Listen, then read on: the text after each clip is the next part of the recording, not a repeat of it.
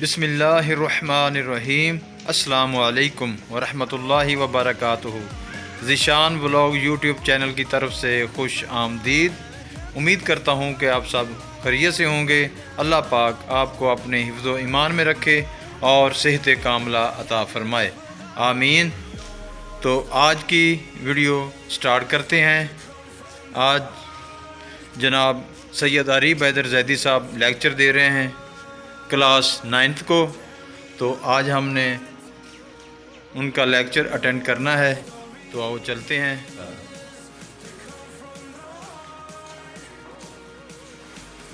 अच्छा, इक्विलिब्रियम का टॉपिक के अंदर सबसे पहले आप उसकी डेफिनेशन देखें कि एक जिस्म इक्विलिब्रियम की हालत में होता है अगर इस पर कोई नेट फोर्स अमल ना करे।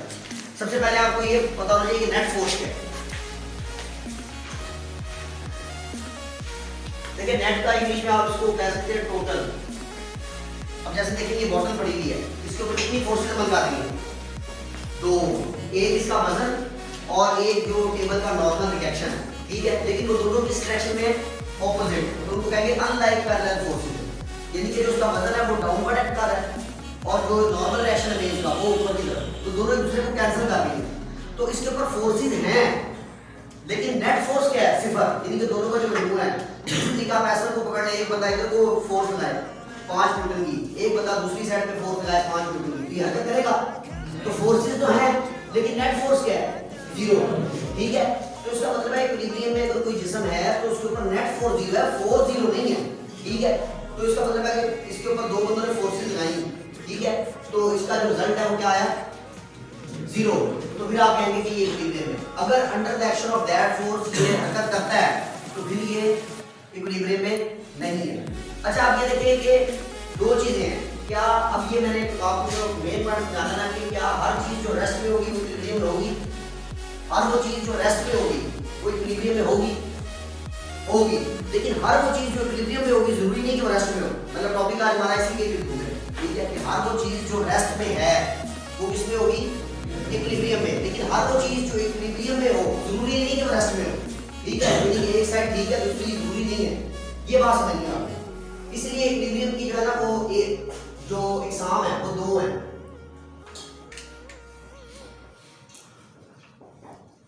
कितनी एग्जाम है? दो। इक्विलिब्रियम की दो ही शरायत है जो आज मैंने पढ़ी है, ठीक है। इसकी शरायत भी कितनी है? दो। और इक्विलिब्रियम की एक होता है स्टेट्स, हालतें, वो 3 होती है, ठीक है। लेकिन वो 3 जो है वो आज का टॉपिक नहीं है क्योंकि वो आपके स्मार्ट सिलेबस में शामिल नहीं है। लेकिन वैसे उसकी तादाद आप याद रखें कि हालतें कितनी है? 3। एग्जाम कौन कौन सी है? एक को बोलते हैं हम स्टैटिक इक्विलिब्रियम। क्या बोलते हैं? Static equilibrium. और दूसरी को बोलते हैं डायनामिक।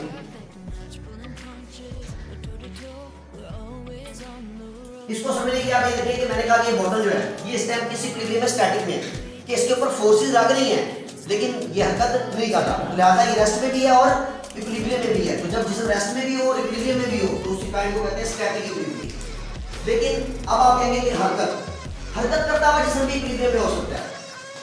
तभी मैंने कहा ना कि इक्विलिब्रियम में रेस्ट वाली चीज भी इक्विलिब्रियम में, ठीक है, हरकत करती हुई चीज भी इक्विलिब्रियम में हो सकती है। कब?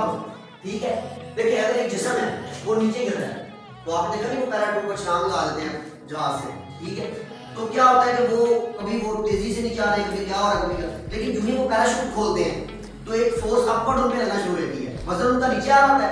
और एक फोर्स क्या होती है, जो वजन है उनका वो नीचे एक्ट कर रहा है और एक वजन जो पैराशूट पे हवा की वो उसको ऊपर को पुश करती है।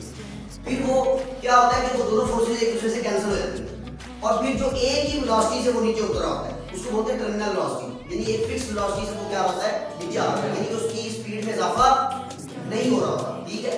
तो उस वक्त वो जिस कंडीशन में होगा उसको बोलेंगे डायनामिक। उस वक्त वो इसमें हरकत में है।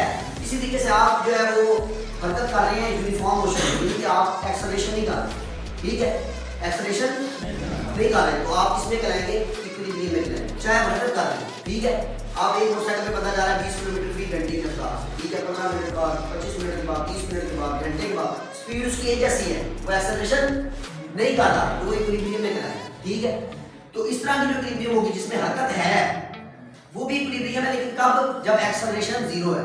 तो उसका मतलब है, समझ ये आई कि असल डेफिनेशन ये है कि अगर जिस्म का एक्सेलरेशन जीरो हो तो वो इक्विलिब्रियम में चला है। ठीक है, अगर जिस्म का एक्सेलरेशन जीरो हो, क्योंकि देखिए एक्सेलरेशन दो तरीके से जीरो हो सकता है, vf minus vi over t a is equal to, दूसरे लफ्जों में दोबारा इसी फार्मूले को मैं अप्लाई करूंगा। अब आपने दो कंडीशन निकाली है, अगर जिस्म हरकत कर ही नहीं रहा तो उसकी इब्तदाई और आखिरी वेलोसिटी क्या होगी? वेलोसिटी है का वजूद ही नहीं होगा। ठीक है, तो उस सूरत में जो होगा वो क्या होगा? Zero minus zero is equal to zero. दूसरे केस में वेलोसिटी है लेकिन क्या है? कांस्टेंट है, बराबर है। ठीक है, तो उस केस में जो उसकी इब्तदाई वेलोसिटी है वो भी v है और आखिरी वेलोसिटी भी क्या है? v। तो v माइनस v क्या हो जाएगा? जीरो।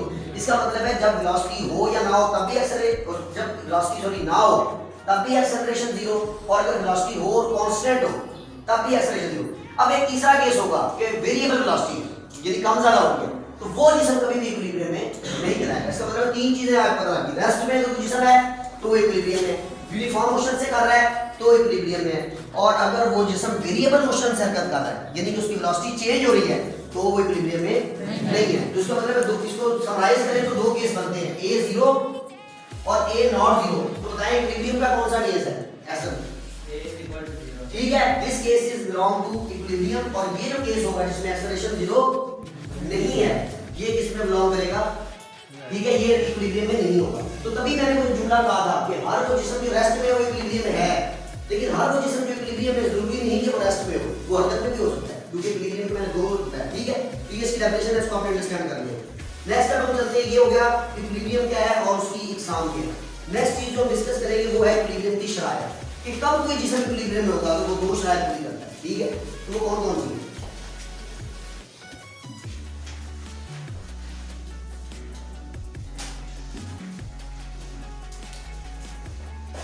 तो अब अगला टॉपिक है इक्विलिब्रियम की शराइत। ठीक है, इसकी दो शराइत है। पहली शर्त इसकी ये है कि अगर लेट से एक जिस्म है उसके ऊपर फोर्सेस अमल कर रही हैं n, कितनी? n फोर्सेस अमल कर रही हैं। एक फोर्स का नाम है F1, एक का नाम है F2, एक का नाम है F3 और up to so on to Fn। ये n कुछ भी हो सकता है, दो, लेकिन कम से कम दो, कम से कम कितनी हो? दो। जिस जिस्म पे सिंगल फोर्स लगेगी वो इक्विलिब्रियम नहीं आ सकता। नहीं समझाइए कि जिस जिस्म पे जैसे मैं इसको फेंकूं वॉल में कि मार कर दो, तो इसके ऊपर अगर मेरी फोर्स इसके बदल से ज्यादा है कि मूव करे तो उस सूरत में इक्विलिब्रियम में नहीं होगा अगर इसकी स्पीड चेंज हो रही है। ठीक है, तो इसका मतलब है कि कम से कम कितनी फोर्सेस हो? दो हो तो कैंसिल होगा ना, तो फोर्स ही एक है तो वो उसको कैंसिल करेगी। ठीक है, तो वो जिस्म यानी कि अगर सिंगल फोर्स हो तो उसकी नेट फोर्स जीरो नहीं हो सकती। ठीक है, तो इसलिए हमारे पास कम से कम दो या दो से जितनी भी फिर आगे ज्यादा है, 3 4 5 6, वो कहता है ये तमाम फोर्सेस हैं, इनको कलेक्टिव लिखने का तरीका ये होता है कि इसमें रिपीट क्या हो रहा है, कौन सा इंडेक्स रिपीट हो रहा है, कौन सी चीज रिपीट हो रही है?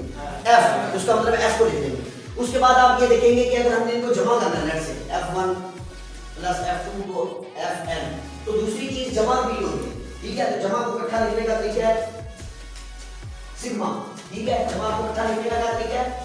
सिग्मा। ये ग्रीक सिंबल है। ठीक है, इसको आप ये लिखेंगे, ये सिग्मा लिखेंगे, तो यहां से आपने एक इंडेक्स डालना i1 से लेके n तक, और यहां पे i डालेंगे। इसका मतलब ये जब i1 होगा तो ये बनेगा F1, उसके बाद ये जमा का साइन आएगा, फिर i2 होगा तो ये बनेगा F2 और फिर जमा का साइन। इस तरह करते करते ये कब तक चलेगा? n तक, और ये किसके बराबर हो? 0 के बराबर हो। ये किसके बराबर हो? 0। इसका मतलब है कि जितनी फोर्सेस किसी जिस्म पे लग रही हैं उनका जो मजमूआ है वो किसके बराबर हो?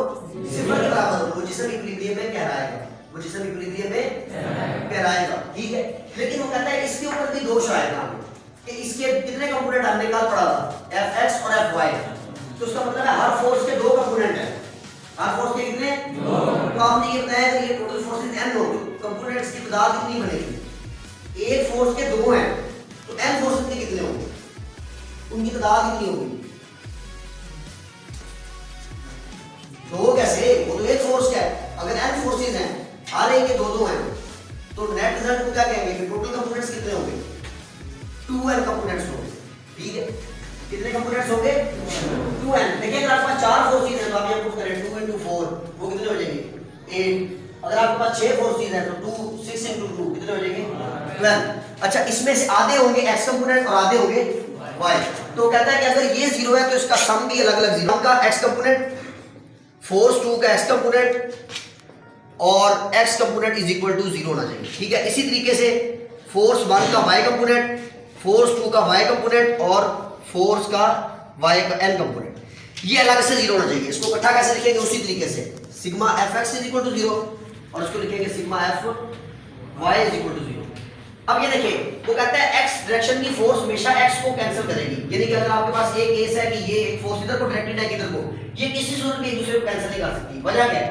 ये x के लॉन्ग है और ये y के लॉन्ग है। y वाली फोर्स x को कभी भी कैंसिल नहीं कर सकती। अगर x को कैंसिल करना है तो उसकी ऑपोजिट फोर्स लानी पड़ेगी, अगर y को कैंसिल करना है तो उसकी ऑपोजिट। इसका मतलब है x कंपोनेंट सिर्फ x से ही कटता है और y तो कहते हैं अगर आपने टोटल फोर्स को जीरो करना है तो उनके तमाम x को अलग से जीरो करना है और तमाम y को अलग से जीरो करना है। अगर इनमें से एक कंडीशन पूरी ना हो, मिसाल के तौर पे सिग्मा fx तो जीरो है लेकिन सिग्मा fy जो है वो नॉट जीरो है, तो क्या ये जिसम इक्विलिब्रियम की शर्त पूरी करता है? नहीं। इसका मतलब है कि वो जिसम y के लॉन्ग मूव करेगा, x वाली तो कैंसिल होगी, ठीक है, लेकिन y के लॉन्ग क्या करेगा? हरकत करेगा। अगर ऐसे हो जाए sigma fx is equal to not equal to 0 और sigma fy is equal to 0, तो उस सूरत में भी जिसम इक्विलिब्रियम में नहीं होगा। अच्छा, अगर दोनों ही पूरी नहीं होती तो फिर तो बिल्कुल भी नहीं होगा, ना fx कैंसिल हो रहा है और ना ही f। लेकिन अगर ये केस है तो इसमें इक्विलिब्रियम होगा। ये तीनों केस इक्विलिब्रियम में नहीं है। अगर एक कंपोनेंट का सम भी 0 के बराबर नहीं होता तो इक्विलिब्रियम में नहीं होगा, और अगर दोनों 0 के बराबर नहीं होते तो इक्विलिब्रियम में नहीं होगा, ठीक है। और अगर दोनों ही 0 के बराबर होते हैं सम, तो फिर आप कहेंगे कि ये वाली कंडीशन पूरी होगी और जिसम जो होगा वो इक्विलिब्रियम में होगा। ये उसकी पहली शर्त है, ठीक है। अब इसको पढ़ने की दूसरी शर्त है। अच्छा, फोर्सेस का रिजल्टेंट 0 होने के बावजूद भी जिसम हरकत कर सकता है, उसकी मिसाल है गाड़ी का स्टीयरिंग। अब हम जा रहे हैं पेज नंबर 100 पे चले। इक्विलिब्रियम की दूसरी शर्त में ये हमने कल दो तरह के टॉर्क पढ़े थे, एक को नट को कसने वाला और एक नट को ढीला करने वाला। कसने वाला कौन सा था? क्लॉकवाइज, और जो दूसरा ढीला करने वाला एंटी क्लॉकवाइज, ठीक है। ये हमने दो तरह के टॉर्क पढ़े थे ना, इसको आप क्लॉकवाइज और काउंटर क्लॉकवाइज भी कह सकते हैं, एंटी को काउंटर कह सकते हैं, ठीक है। तो अब इन दो टॉर्क का जो मजमूआ होगा वो किसके बराबर होगा? अगर 0 के बराबर होगा, यानी कि देखिए एक बंदा सीसा पे बैठा हुआ है, ठीक है, एक बंदा इधर बैठा हुआ है और एक बंदा इधर बैठा है, तो ये किस तरह का टॉर्क लगाएगा? क्लॉकवाइज। ये देखिए घड़ी की सिमत में, ठीक है। और जो इधर वाला होगा वो इधर को लगाएगा, वो क्या होगा? Counter clockwise. अगर ये एक जितने फासले पे बैठे हुए हो, अगर ये और एक जितना इन दोनों का वजन हो, तो क्या ये हरकत करेंगे? तो ये बैलेंस हो जाएगा। उस वक्त हो क्या रहा होगा कि जितने क्लॉकवाइज है वो काउंटर क्लॉकवाइज को कैंसिल कर देंगे, ठीक है, और जिस्म जो होगा वो हरकत नहीं करेगा। तो वो कहता है कि टॉर्क सिर्फ फोर्सेस का मजमूआ 0 नहीं होना चाहिए, उस पे अमल करने वाले टॉर्क का मजमूआ भी, ठीक है, 0 होना चाहिए, ठीक है। तो उस सूरत में क्या होगा कि जिस्म जो होगा उसमें लेट से अमल कर रहा है tau 1 plus tau 2 is equal to 0। अगर ये कंडीशन पूरी होती है और पहले वाली भी होती है सिग्मा f0, तो फिर आप क्या कहेंगे कि जिस्म अब इक्विलिब्रियम है, ठीक है। तो ये आपके पास, इसको अगर आपके पास n टॉर्क मतलब है, लेट से n टॉर्क को निकालने बॉडी में, टाउ 1 टाउ 2 टाउ 3 और टाउ n, इसका मजमूआ 0 के बराबर है। तो इसमें मुझे बताएं कि अब दो तरह के टॉर्क हैं, एक क्लॉकवाइज और एक एंटी क्लॉकवाइज, ठीक है। अगर इसमें एक तरह के सारे टॉर्क हो फिर मजमूआ 0 होगा, सारे क्लॉकवाइज सारे बंदे इधर बैठ गए, उधर है ही कोई नहीं, तो मजमूआ 0 होगा। सारा का सारा टॉर्क काउंटर क्लॉकवाइज हो जाएगा, सारे इधर बैठ गए तो सारे का सारा टॉर्क क्या होगा? तो इस शर्त को पूरा करने का मतलब है कि अगर n टोटल टॉर्क है तो उसमें से n-1 यानी एक कम एक जैसे होने चाहिए और जो आखिरी है वो उनसे मुख्तलिफ हो, नहीं समझ आए? यदि देखिए n-1 इधर बैठ गए, कितने बैठ गए? अगर टोटल 6 हैं तो n-1 का मतलब है 5, ठीक है। 5 पैदा करें काउंटर क्लॉकवाइज, तो कम से कम एक जो बचा है 6 में से वो क्या पैदा करें? क्लॉकवाइज, तब कैंसिलेशन होगी, अदरवाइज कैंसिलेशन नहीं होगी। तमाम क्लॉकवाइज क्लॉकवाइज को कैंसिल नहीं कर सकते और तमाम काउंटर क्लॉकवाइज को कैंसिल नहीं कर सकते। अगर आपने कैंसिल करना है तो n-1 एक साइड पे रखें और n क्या रखें? और सॉरी एक साइड पे रखें, जो इसमें से एक बच जाएगा ना ये वाला, उसको एक साइड रखें, तो ये इसको कैंसिल कर सकते हैं।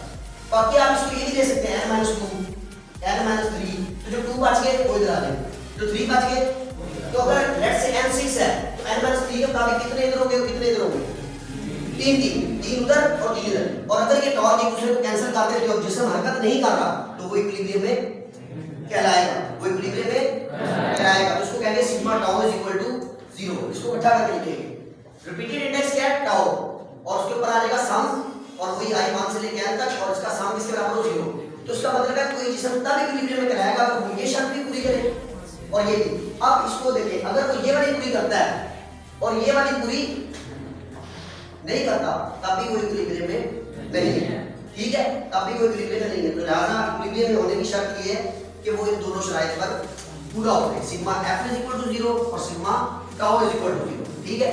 तो इसका मैंने आपको बता दिया कि कम से कम n-1 का और एक से मतलब कम से कम, ठीक है, और एक जो वो एक से मतलब ऑपोजिट से मतलब तो दोनों लोग दूसरे को कैंसिल कर देंगे, ठीक है। इसके अलावा ये भी उसको बता दे एक से मतलब बता दे। तो मैंने आपको एक पॉसिबिलिटी बताई कि कम से कम एक ऑपोजिट जरूर होना चाहिए। अगर सारे एक ही सिंबल में होंगे, ठीक है, तो फिर तो वो कैंसिल कभी नहीं हो सकता। एक सिंबल वाली फोर्सेस कैंसिल होती नहीं, तो एक सिंबल वाले टॉर्क कैसे कैंसिल हो जाएगी। तो इसीलिए ये है इसकी दूसरी शर्त। तो यही तक बात करो। आखिर में आपसे रिक्वेस्ट करनी है जो मैं डेली करता हूँ कि आपने ज़ीशान व्लॉग चैनल को सब्सक्राइब ज़रूर करना है, वीडियो को मुकम्मल देखना है, दोस्तों से भी कहना है कि वो वीडियो को देखा करें, चैनल को सब्सक्राइब कर दें। तो आपका बहुत बहुत शुक्रिया। उम्मीद करता हूँ कि आप ताउन करेंगे।